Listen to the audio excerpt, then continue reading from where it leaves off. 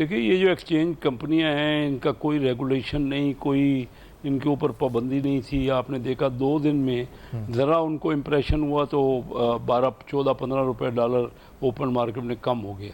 دیکھیے یہ black marketing کا سارے بلیک جو منی ہے وہ ڈمپ ہو رہی ہے یہ ڈالر میں.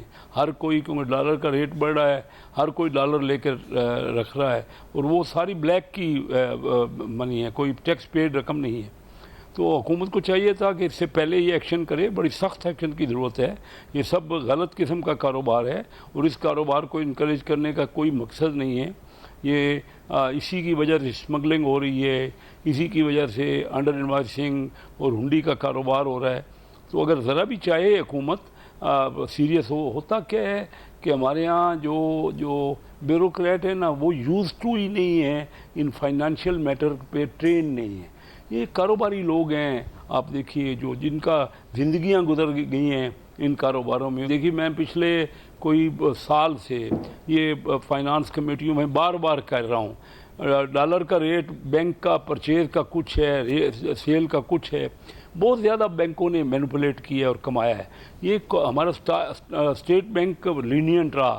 مجھے نہیں پتا، میں نے اسٹیٹ بینک کو کہا کہ مجھے نہیں سمجھ آ رہی، آپ خود اس میں انوالو ہو یا کیا معاملہ ہے کہ آپ اس کو ٹھیک نہیں کر پا رہے. کوئی کسی کو سننے والا نہیں تھا.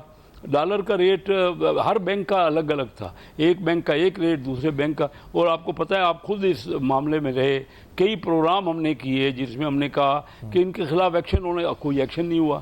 بنگلہ دیش نے ایکشن کیا، آج سے کوئی 8 مہینے 10 مہینے پہلے ہی ان کے ہاں ہوا تو انہوں نے ایکشن کیا. ہمارے ہاں پتہ نہیں کیا وجہ ہے کے لیے. اور اس سے آپ کی جو مہنگائی ہے وہ بڑھ رہی ہے، آپ کی کرپشن بڑھ رہی ہے. یہ سارا انڈر انوائسنگ اوور انوائسنگ کا کاروبار آ رہا ہے. پاکستان کا ریونیو کم ہو رہا ہے، اسمگلنگ کی انتہا ہو رہی ہے. کیونکہ ہمارا جو بیوروکریٹ ہے نا، میں آپ کو اصل بتاؤں، وہ ٹرینڈ ہی نہیں ہے ان معاملات پہ. یہ اکنامک میٹر پہ اس کو اندازہ ہی نہیں ہے.